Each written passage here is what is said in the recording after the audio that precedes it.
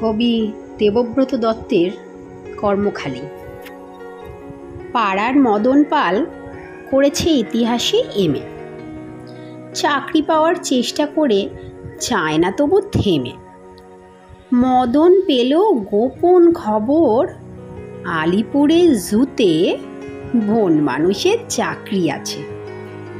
জানতে গেল ছুটে, বন মানুষের মুখোশ পরে থাকতে হবে খাঁচায়।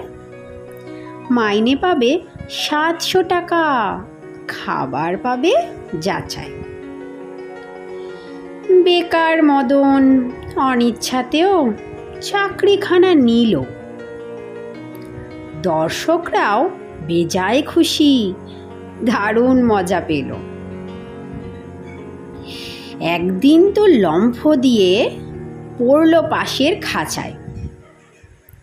পাশে ছিল নেকড়ে বাঘ, খেই বা তাকে বাঁচায়। হ্যালো,